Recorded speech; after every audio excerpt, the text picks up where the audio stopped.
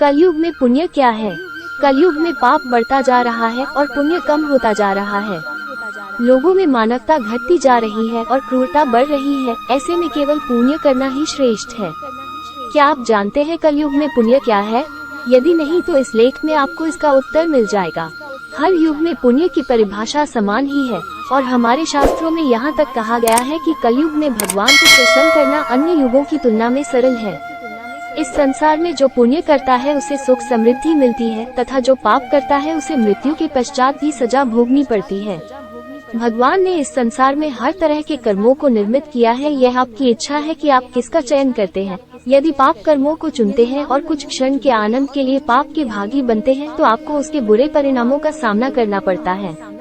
सतयुग से लेकर कलयुग तक कई तरह के मनुष्यों का जन्म हुआ है जिन्हें अपने कर्मों के आधार पर अगला जन्म मिलता है। 84 लाख योनियों को भोगने के बाद मानव जीवन मिलता है और केवल एकमात्र मानव जीवन ही प्रभु की भक्ति और पुण्य कर्म आसानी से कर सकता है। भगवान ने मनुष्यों को सोचने समझने की शक्ति प्रदान की है, पर कुछ ही लोग इसे भक्ति भाव और पुण्य कर्मों में लगाते हैं। बाकी लोग अपनी इंद्रियों को वश में नहीं रख पाते हैं या नहीं रखना चाहते हैं और बुरे कामों में लिप्त हो जाते हैं। कलयुग में पुण्य क्या है? हिंदू धर्म में पुण्य का अर्थ है भगवान की भक्ति करना, स्वयं को धार्मिक कार्यों में जोड़ना, जरूरतमंदों की सहायता करना, सात्विक आचरण रखना, नशे से दूर रहना, सत्य का साथ देना, धार्मिक ग्रंथों का ज्ञान रखना, उन्हें पढ़ना और उनमें लिखी बातों पर अमल करना ही पुण्य है। सबसे बड़ा पुण्य क्या है?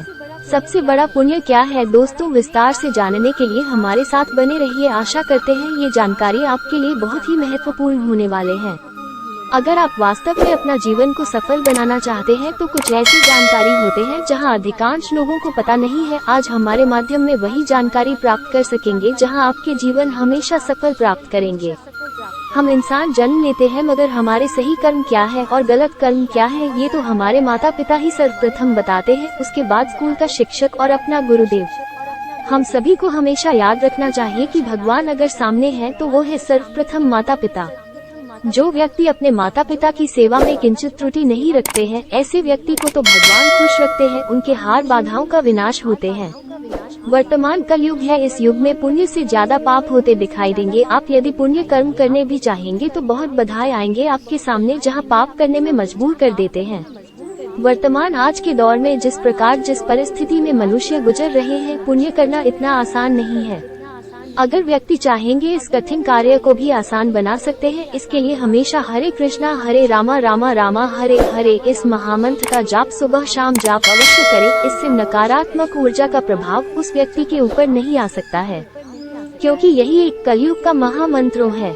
इस युग में यदि कोई व्यक्ति हमेशा पाप से दूर रहना चाहते हैं तो यह मंत्र उनके लिए बहुत ही फायदेमंद है। दोस्तों, वर्तमान आज के दौर में आप जरूर देखे होंगे, लोग रिश्वत खाते हैं, लोग बलात्कार करते हैं, नासा करके बहुत लोगों को अत्याचार करते हैं। जो ये सब कुकर्म कर रहे हैं, क्या उनका बुद्धि नहीं है? क्या उन्हें पता नहीं है कि यह वो सब पाप कर रहे हैं? सब कुछ देखते हुए जानते हुए भी यह लोग क्यों कर रहे हैं पाप? क्योंकि इस कलयुग में आपको पाप करने में उत्साहित करते हैं और आपको ऐसे लालच में डुबो देंगे जहां आप आकर्षित होंगे पाप करने में। इसलिए व्यक्तित्व जीवन में अगर आप सफल बनाना चाहते हैं तो सुबह शाम हरि नाम जाप अवश्य करें। इससे आपके जीवन में बहुत सुख प्राप्त होंगे। धर्म के अनुसार सबसे बड़ा पुण्य है भगवद गीता में बताए गए 3 प्रकार के कर्मों को करने से मिलता है। दैनिक कर्म जो हम रोजमर्रा के जीवन में करते हैं, नैमित्तिक कर्म जो हम नियमित अंतरालों में करते हैं जैसे यज्ञ, पूजा, सदाचार आदि, काम्य कर्म जो हम अपनी इच्छा के अनुसार करते हैं जैसे धन कमाना, स्वार्थपरता, लोभ आदि। धर्म के अनुसार दैनिक और नैमित्तिक कर्म करने से संपूर्ण पुण्य प्राप्त होता है जो समाज के लिए भलाई के रूप में उपयोगी होता है। इसके अलावा निष्काम कर्म भी सबसे बड़ा पुण्य माना जाता है जो आपके स्वयं के लिए नहीं बल्कि दूसरों के लिए किया जाता है।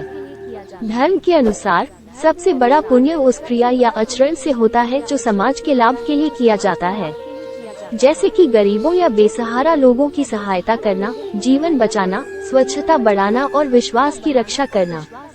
धर्मों के अनुसार सबसे बड़ा पुण्य भी उस कार्य से होता है जो ईश्वर को प्रसन्न करता है या उससे निकटता बढ़ाता है, जैसे कि पूजा, ध्यान, दान, यज्ञ और अन्य धार्मिक क्रियाएं। विभिन्न धर्मों में इन दोनों प्रकार के पुण्य के महत्व को अलग अलग रूप से व्याख्या किया जाता है।